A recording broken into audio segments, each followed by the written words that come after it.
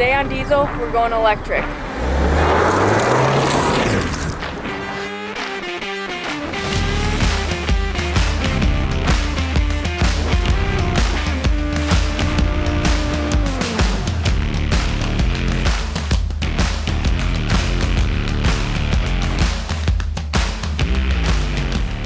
Hi guys, if you are new to the channel, my name's Tyler, the channel is Diesel, and we got started in 2020 when we bought one of the first EcoDiesel Rubicon Wranglers that we could find in the States during the height of the pandemic.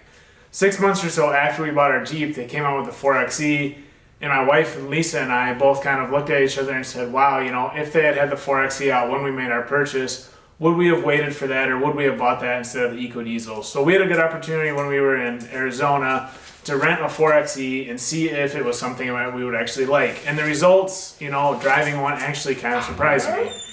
If you guys are new, make sure you subscribe and check us out. We have two EcoDiesel Wranglers. We have the 2020 Rubicon, then we have a 2018 Grand Cherokee. We love both the Jeeps, but that's just kind of where we're coming from. If you guys are watching this video trying to find out more about the 4xe, we're really more of diesel people, but I'm definitely interested in the technology.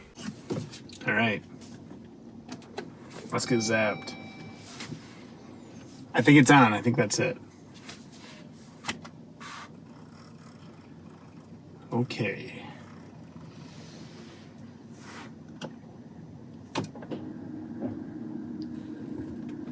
We have 22 miles of battery. It's so quiet.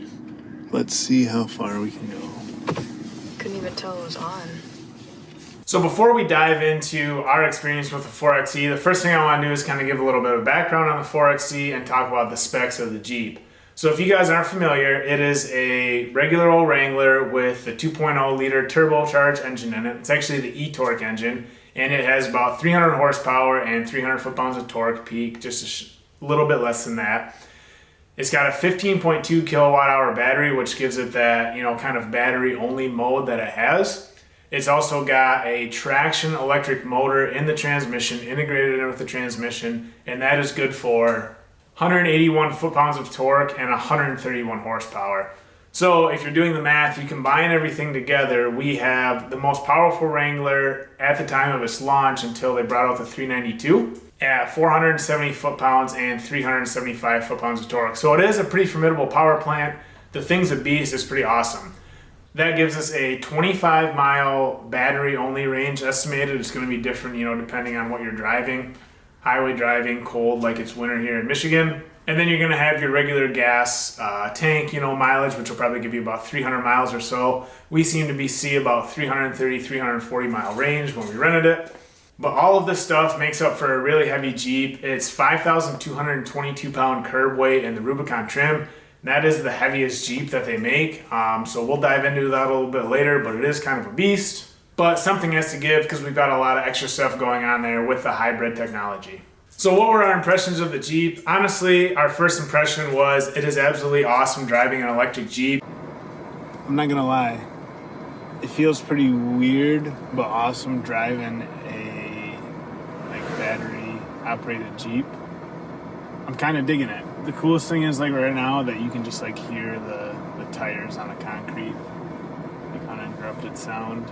The electric power is nice. It is a little lacking, you know, 65, 70 miles an hour or above, but that's to be expected. It'd literally be like driving your Jeep with a 131 horsepower engine. The power is just not quite there. Currently, with gas prices shooting up, it seems like we came back from Arizona and all of a sudden I saw diesel was $5 a gallon. I wish I had a 4xe. The 4xe would get me to work. We have chargers at work. I could charge there and come home for probably about $1.70 a day. I'm spending way more than that in diesel just because of the price per gallon right now. So there is a lot of practicality to the 4xe.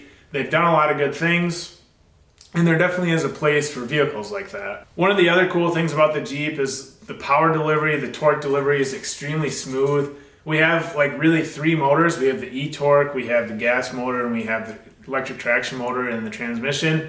To me, it seems like you'd get kind of caught up and you'd have a lot of issues in delivering torque smoothly when you're on-road, off-road, all these different driving scenarios that we have. Jeep did an amazing job calibrating it and tuning it to where when I drive it, I really can't tell if I'm driving, you know, just a gas vehicle, an electric vehicle, things like that. They did an awesome job making it feel just like a normal Jeep, even in something like 4Low.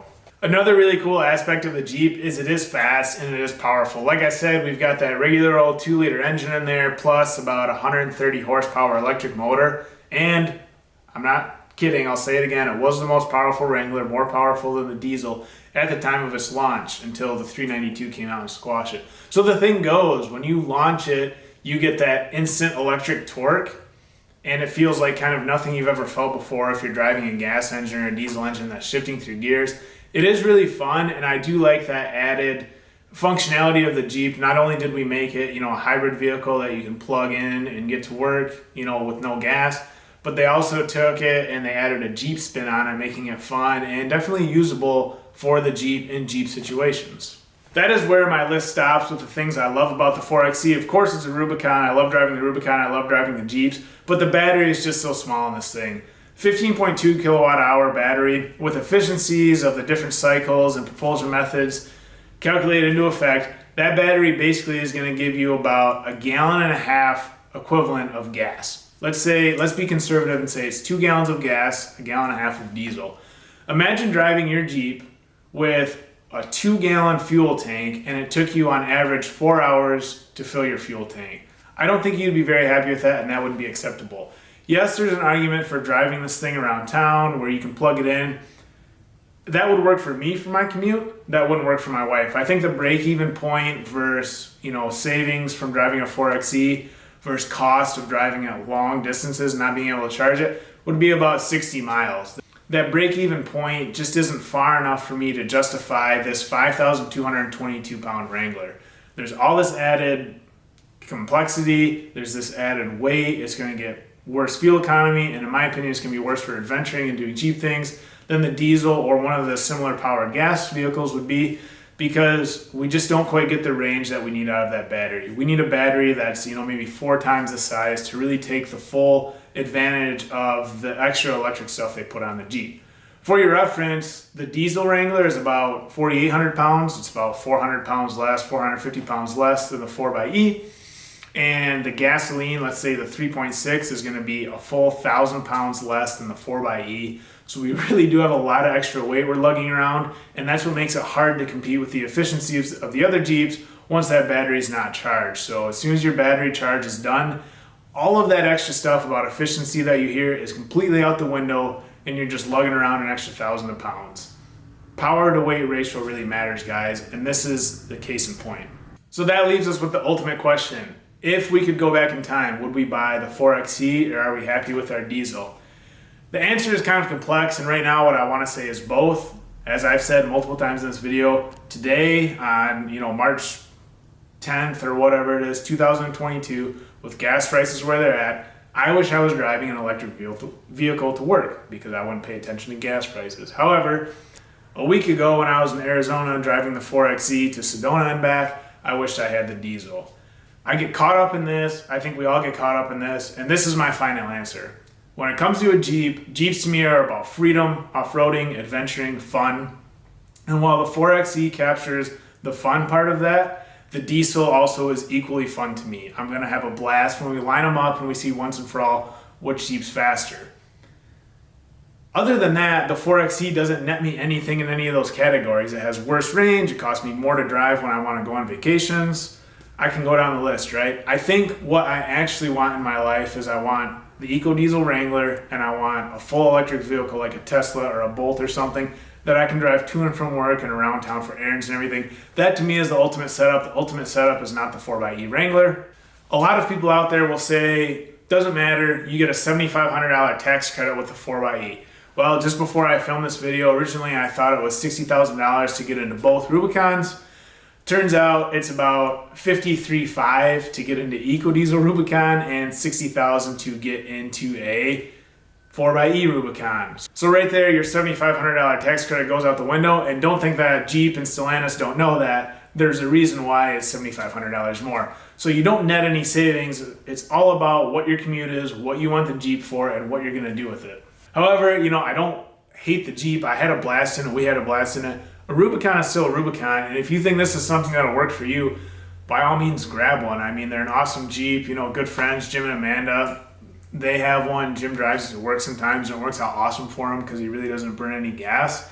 And I know Amanda loves driving around town. I think it's awesome. I think you should get whatever Jeep you want. Jeeps are about fun. Jeeps are about freedom. Jeeps are about doing what makes you you. And if the 4xe is something you want over the diesel, then by all means get it. If you want a 392, all of us want a 392, right? Then get a 392 EcoDiesel. It doesn't matter what you want. I'm just simply giving you my point of view, and I think there's a lot of things to consider when you buy a Jeep. They give us a lot of good options and they make it hard on us, right? And for us, again, the EcoDiesel is still just the way to go. That's it for today's video, guys. It's a pretty simple answer to a pretty simple question for me. EcoDiesel still. I think the EcoDiesel and the 4xe are definitely two of the best platforms, though. For those of us that are looking for a practical Jeep, you can't go wrong with the gas engines. 392 would obviously probably be the most fun, but those of us that are buying 4xEs and EcoDiesels are probably not going to buy 392s. That's more of a toy. So thanks for watching, guys. If you have any questions, leave them in the comments. Thanks for watching, and we'll talk to you next time. I have a dog to tend to. We drove our 4xe for 5 days and about 500 miles, and now it's time to answer the question, would we rather have the 4xe over the EcoDiesel knowing what we know now? Whichever.